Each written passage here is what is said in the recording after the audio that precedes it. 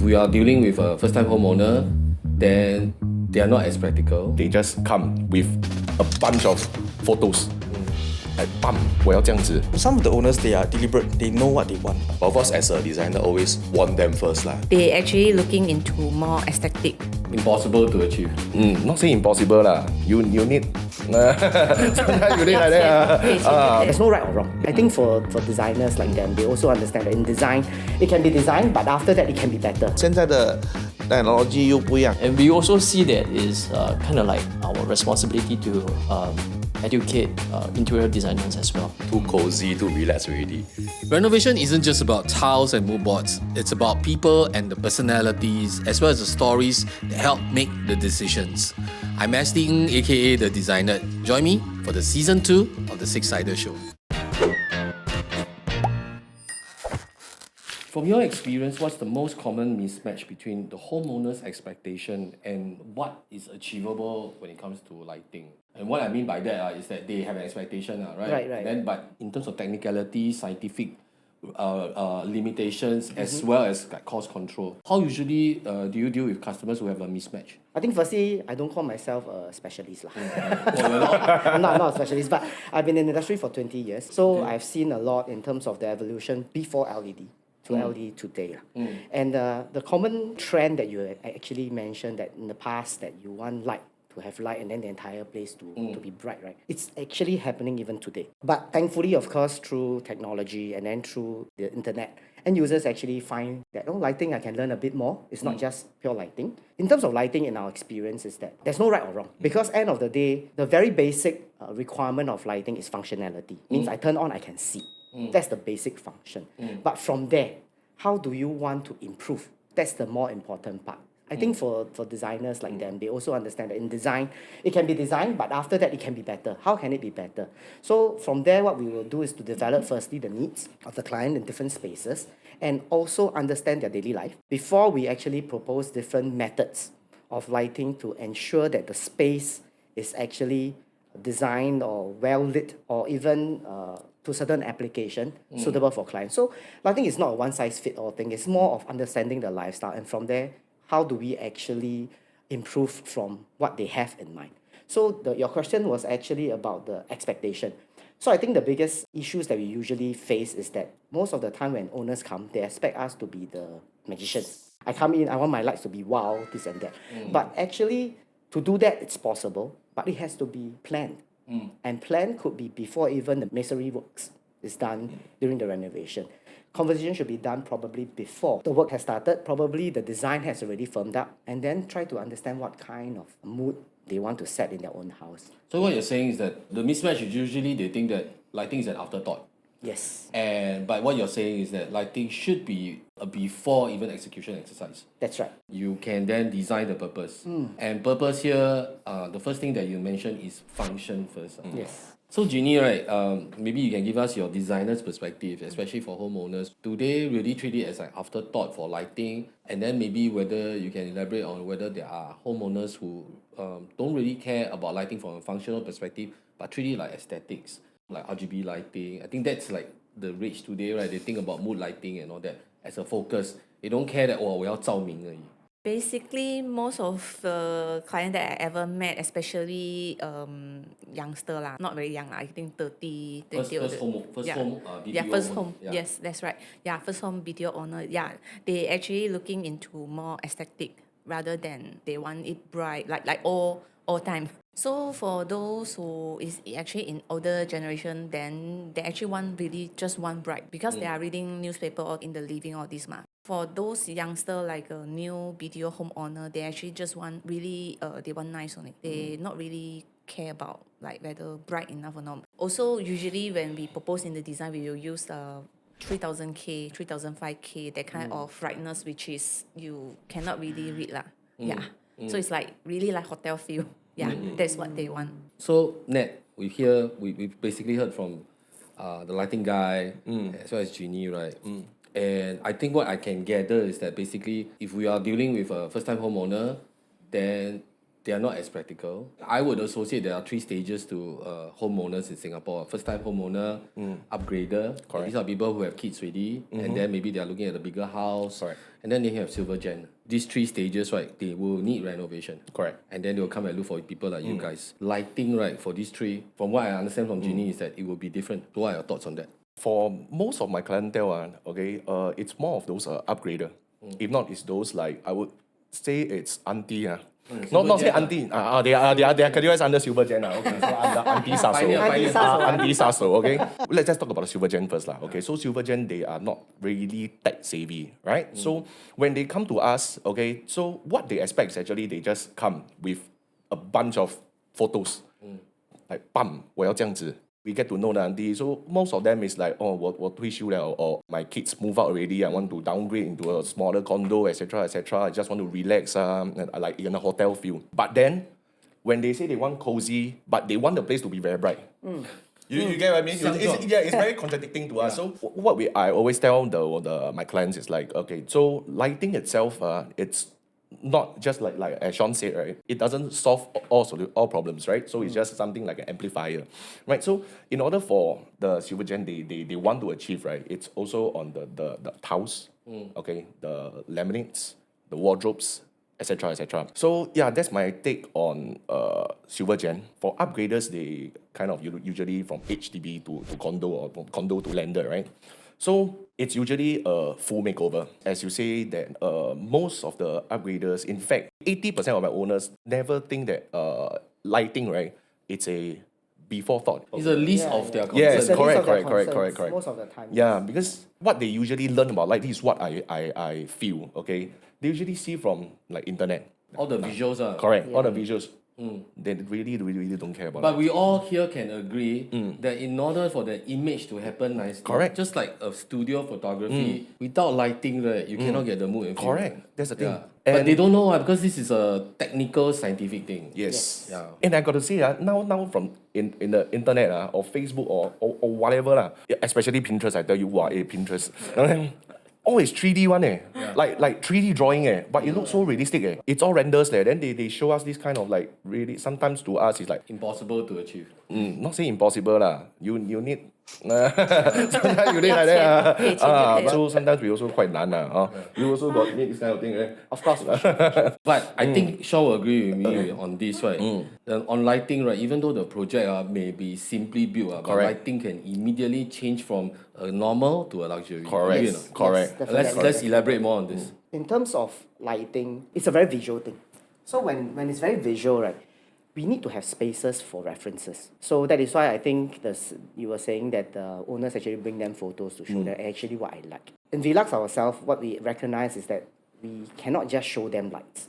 Because showing them lights will not give them an idea how it would happen in How you perform their space. Yeah, how it performs. So we actually deliberately create spaces. And in these spaces, we turn on different lights to firstly understand what the client wants. So what you mean is you have a mock-up in your showroom. Right. To- Actually, multiple mock-ups in that sense. Like what I mentioned earlier, you cannot just tell them you will feel this way. And then after that, they trust you. And then you install the lights. And then, hey, this is not what I want. That will be the biggest nightmare for all designers as well as suppliers. So what we want to avoid is to firstly eliminate all doubts in that sense. When we have actual spaces to show, this is your bedroom. So in this bedroom, you can actually have like accent lighting, which is like more layman, we call it the spotlight. All the diffuse lighting is general. Which one you prefer? So with that, we actually create a profile for them first. What is their preference? So the younger generation, hey, I like something very warm, very cozy, very nice. I want the ambient to feel. Whereas for maybe the parents, hey, I don't want, I just want it to be functional, I want it to be bright. So with that, we are able to actually propose suitable lighting for individuals. Probably they might be living in the same space, under the same home, or different houses. And then from there, we will try to understand all the preference and needs and propose accordingly. So it's not just look at this light very nice, then you buy this is good for you. Instead of me telling you, it's better that you experience yourself and tell me what you want. So that is how our approach is when we are actually proposing lighting. So. It's interesting that you mentioned that it's important to express it through the mock-ups and all that. But if I were to offer something that can quickly 给人家一个画面 I always use this story about how lights can create mood immediately and then suddenly 高档次. So I always say this, say food court, right? Food court, you go in there, you talk loudly, you eat fast, you go. Yes. Usually the lights are bright. Yes. Right, so fine dining, right, usually it's up so. Correct. Correct. And you end up paying more, staying longer, eating Right. smaller portion Yes. of food. Yes. Right, so the Correct. irony is that's luxury. Correct. Right. Correct. And so the darker it is, your voice, your tone will also drop. And in very sophisticated interior design, we actually use lighting to control people's volume of speech. Right. Yeah, so that True, also it's true, happens it's as true. well. So sometimes I feel that lighting, right, is really an understated warrior in an interior design scheme. Absolutely. So I think the encompassing umbrella that we talk about entire smart home system. So luxury covers all categories. One of it is smart lighting, air conditioner controls, right? So that's like a very basic Comfort. comfort, right? Part of it.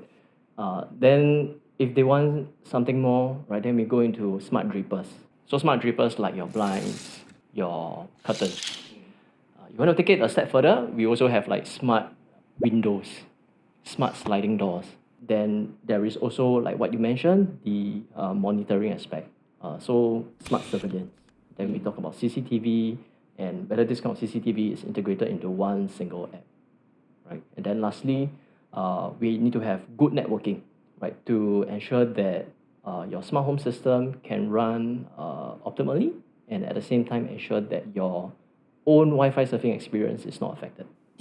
Actually, very often people like to say that smart home is a luxury, but we think it's a necessity. Why do I say that? So in the past, when we do not have smartphones, right, we feel like it's 可有可无, right? But once we own a smartphone, we realize that it's an integral part of our life. And that's how we strongly feel about smart home system as well. And very often when you ask someone who has a smart home system, they will tell you that for their next house, it's very hard to live without it.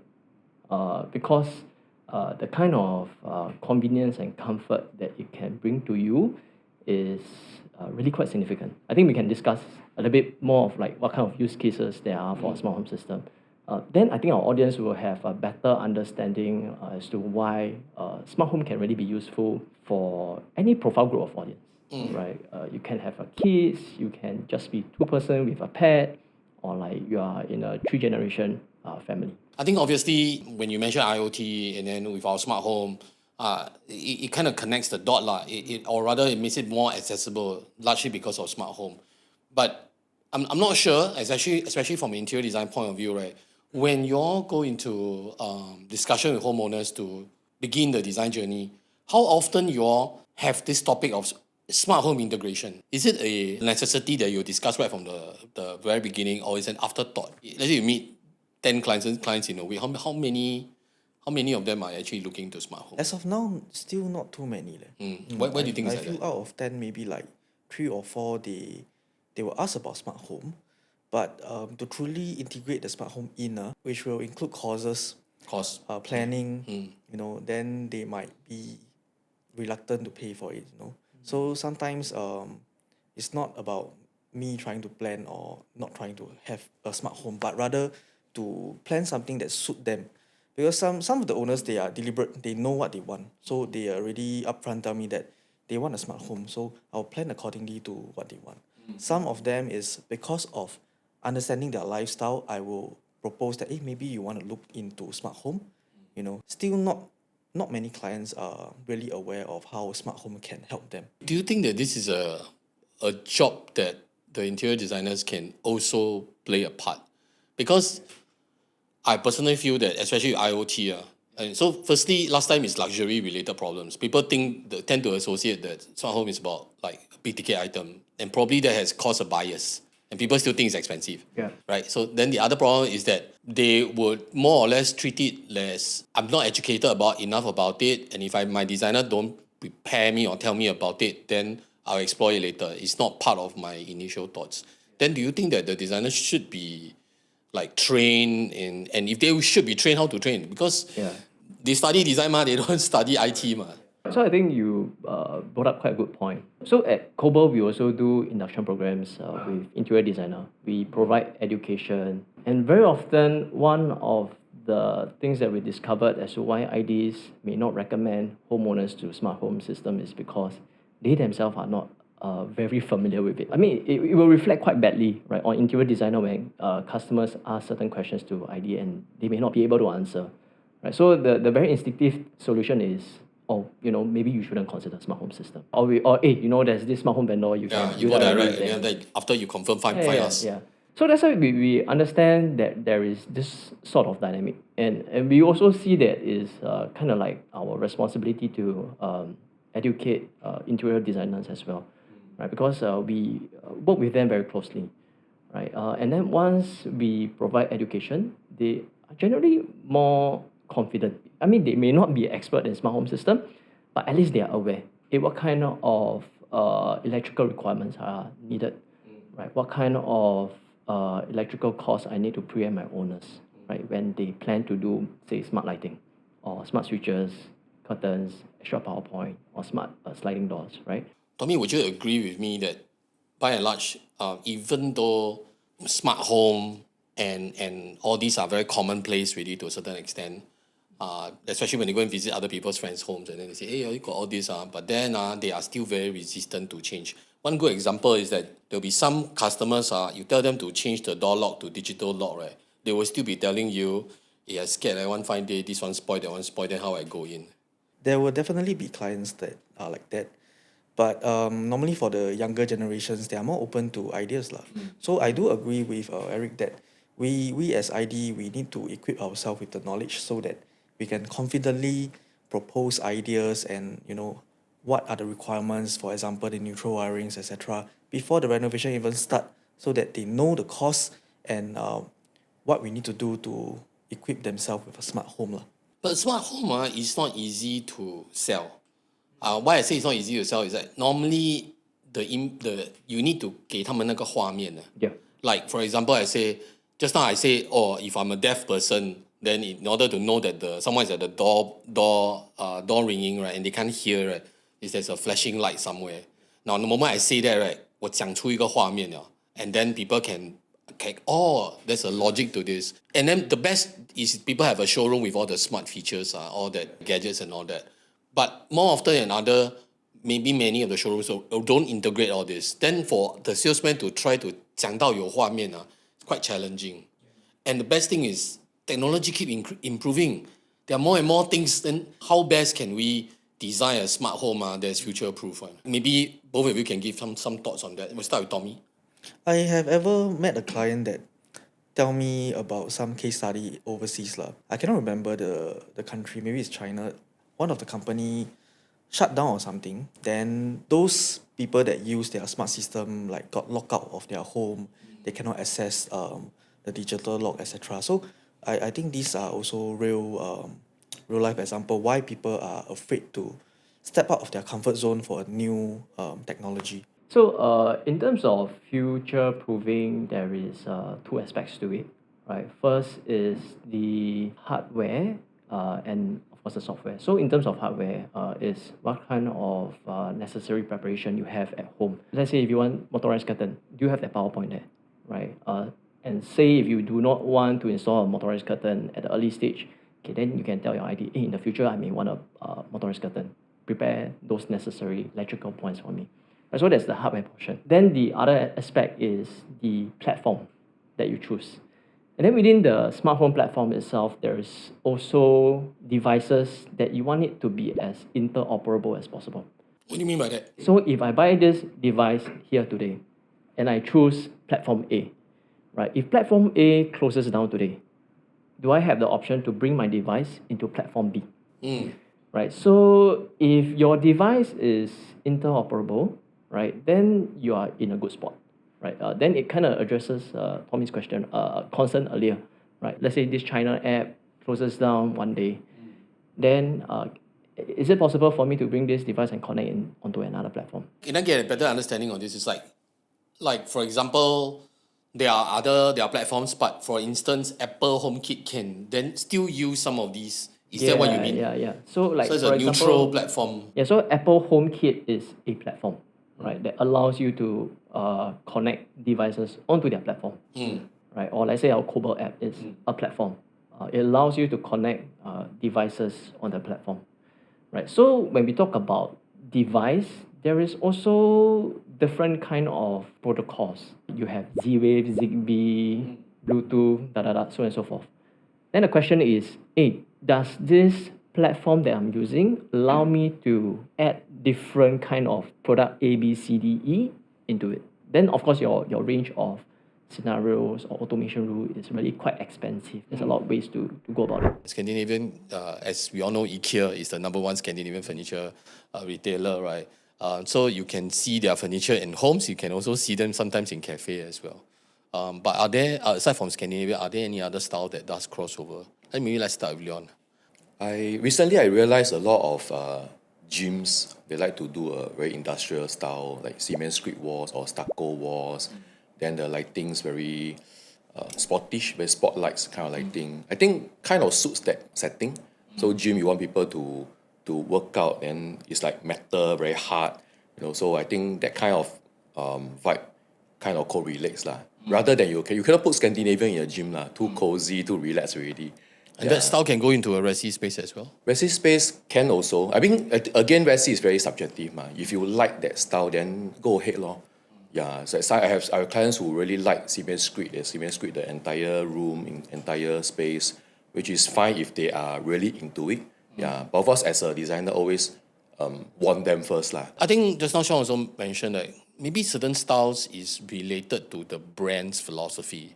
For example, just now you mentioned gym. So the gym 有一种刚性，有一种所谓的 action, maybe even color scheme like red color and all that, right? Which is basically to kind of stir your emotion such that 你来运动就是要激烈一点嘛。Whereas at home, you want something more neutral, and then therefore some certain styles like resi 你会 avoid 的，赞同吗？一般，为什么 gyms 我们就是来 exercise， 不是来 relax 的。relax 的我们的这 lighting 也是要这很重要 ，because relax 你可以去一个 cafe， 你要 gym 只要是激烈的运动嘛，连你们不可以说 OK 我要relax 那个 area 把它变成 cozy， 你不可以用到一个好像一个很 dim 的 lighting for gym，for 一个 house 也是一样。你要 balance。我有遇到我的 some of the customer。OK， he say 我要 gym， 我的 gym area 我要一个很 cozy 的 ，then 我们要怎样去规划，怎样 redesign this gym area for it。我要先来这个品牌的 gym area， 这个品牌的 gym area， 新加坡很多品牌嘛。then OK conform 我要整个 mirror， 我要看到我自己 look like 我的 gym area 更大 ，relaxing area 我们可以。拿成一个好像 industrial 的 feel，gym 的东西很大，你也是要 under 你的 space 来 design 一个 gym 给它。最主要是 lighting and the color scheme for the wall。我问你一个很奇怪、很另类的问题就是因为你在这行20多年嘛，会不会有一个 customer 跟你讲说，我的房间有像麦当劳cafe 的那个主题的黄色跟红色啦，有没有？有遇到一个。他是因为我 renovation 他的 office 他也是有一个 house 也是要做 OK 我要这个品牌的 color scheme OK 我 not advise 他因为你喜欢有时一阵子但是 end of the day 久了你不可能每天去买 donor 嘛OK 那个有可能我们要 advise 他你不要做太多的一个那个品牌的东西在你的家但是 color scheme no problem maybe 1 year later他不要了，他要别的 brand， 你可以改成那个 brand。也就是说，因为一个品牌 ，they have to follow their brand guidelines and then the objective is only one, which is to showcase the brand and its philosophy. Whereas 在家，你没有必要去 push 那个 brand 的 philosophy. Yeah. Do you think there are people who say they want their home to look like office? Maybe lah. I think 什么东西都有可能嘛。I did a recording studio before because he's a musician he has to record at home, so that's considered a workspace also. Yeah, or even a jamming room kind of thing. So all these things are very subjective. I know your partner Raymond. I know he likes to do a lot of nostalgia project or project that's very colorful. Sometimes he even take the like 五角鸡 kind of look and bring it to the space. That's why I was very curious to understand in the portfolio of free space in then have you all taken something like that? You like you take maybe a kopitiam concept, which is commercial, right? It's still commercial, and put it at home. I think it's more on the visual part, not the space planning part. Yeah, so like what you mentioned about nostalgia, and usually is only this niche kind of clients will come for this kind of look lah. That these things bring them memories, bring them good times. So they want this kind of look. They want to sustain it lah. Yeah, but on the other hand, I met clients, I proposed Peranakan tiles. 这个东西是我以前没有钱的时候住的地方 then you know they don't want it, they reject it. So it's very good memories, bad memories. It's very emotional. I see. It's interesting. So you're mentioning that space planning is one thing, and then the elements is another thing. By space planning, I think what you're referring to is circulation.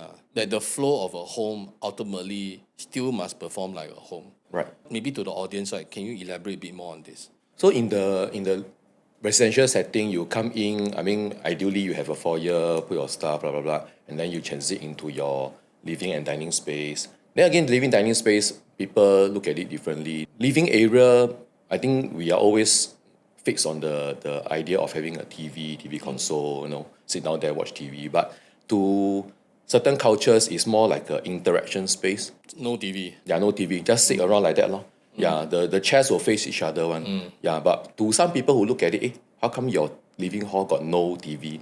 Yeah, but again, it's subjective lah. But the space, I will classify it as a public space. It can be for hosting, for your personal relaxation, for your family, a communal space. And then we move to, of course, back-end kitchen, that one functional one. And then, of course, we moving to the rooms. You have bedrooms. If you have the luxury of space, you can have some work rooms, office space or study room, or even walk-in wardrobe. So that's a hierarchy of spaces lah. But if you talk about work setting, let's say a typical office space, yes, you go in, there's a reception, a space that receives people, like what we mentioned before, the lobby, the conference room. Then once you step beyond that, that is the main work area already. Yeah. Then again, based on how much space you have, you can cater for a pantry or relax area. Yeah. Then of course there will be maybe a boss room, the boardroom, that kind of thing. Yeah. So the hierarchy of spaces is very different in both settings. What I hear from the both of you is that there's the traditional approach to things and it's also the modern approach to things. The modern approach to things, whether it's commercial or residential, is really dependent on the occupants. For designer, 我们要 think about, 那个 workspace 可以用成 use space for the little house. 那有个例子嘛？ OK， 我把我的家放一个 folding glass 跟他。所以你有个 folding glass door。 Yes， 看是你要看你的 space 够不够，也是现在新加坡的屋子越来越小，越来越贵。现在的 technology 又不一样。OK，same like glass。OK， 不要看到外面，它是我们这的 glass 可以 crack frosted crack clear。OK， 跟它关起来，这个小一个空间。那个 smart glass 啊。 Yes， 对。Commercially 人家会用的就是那个 smart glass， yes. 然后你把它带来你的家。So very good example of commercial and residential usage. Leon, you I also believe in like what he mentioned about the dual functioning space. Don't dedicate one space just for work The time spent there is not the majority of time you spend in the house It could be maybe a study table for the kids as well. In the daytime is for the parents to work, sharing space Actually sometimes dining table could be a good space for kids to do homework. Yeah, but the parents might need a more private space, let's say in the room, whereby, for example, a dresser can be a meeting table also. Yeah, depends on how we design it Okay, with that, right, we've come to the end of this episode of the SIXiDER Show, Season 2. If you like what you're seeing, right, please like, share, comment, send to your father, mother, grandmother to watch. Okay, thank you. Bye-bye.